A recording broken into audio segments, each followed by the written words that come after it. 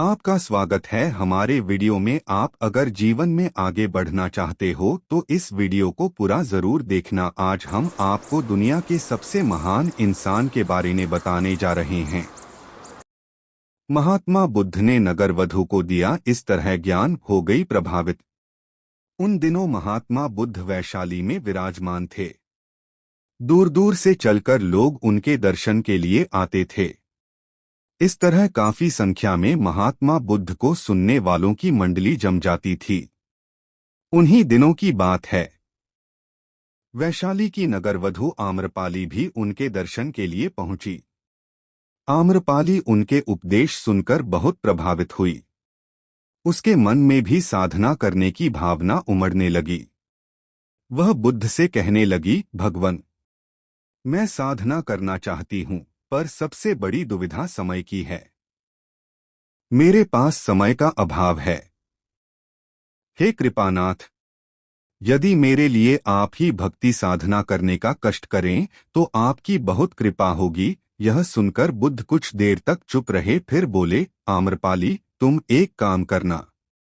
जितने दीपक प्रतिदिन तुम्हारे महल में जलाए जाते हैं, आज से उनकी संख्या 5 गुना बढ़ा देना। यह सुनकर आम्रपाली बोली, इससे क्या होगा प्रभु? बुद्ध ने कहा, इससे यह होगा कि तुम्हारे महल की रोशनी इस उद्यान में पहुंच जाएगी। आम्रपाली ने कहा, भंते, लेकिन यह संभव कैसे होगा?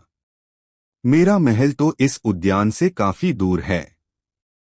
बीच में इतने मकान आदि हैं कि मेरे महल की रोशनी यहाँ तक बिल्कुल नहीं पहुंच सकती।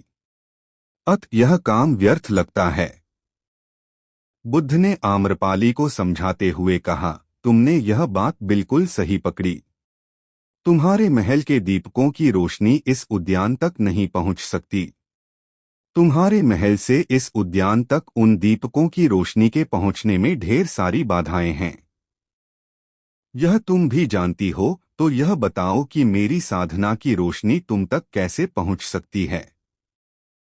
तुम्हें यह भी पता होगा कि जो भोजन करेगा उसी का पेट भरेगा। इसी प्रकार जान लो, जो साधना करेगा उसी को सिद्धि मिलेगी।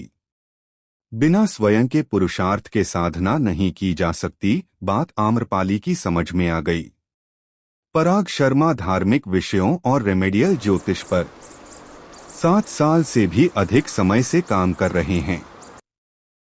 वेद पुराण, वैदिक ज्योतिष, मेदिनी ज्योतिष, अंक ज्योतिष, टैरो और आर्थिक करियर राशिफल पर इन्होंने गहराई से अध्ययन किया है और अपने ज्ञान से यह प्रतिकूल ग्रह दशाओं और परेशानी में चल रहे लोगों को उचित सलाह देकर उन्हें संकट से निकलने में मदद करते हैं। खाली समय में राजनीतिक और धार्मिक विषयों पर अध्ययन और चिंतन करना पराग को बहुत पसंद है। शोर शराबे की बजाय एकांत में ध्यान करना भी पसंद है। इसलिए जब कभी भी पराग को खाली एकांत समय मिलता है, आत्मचिंतन करते हैं और कहानी एवं कविताएं लिखते हैं।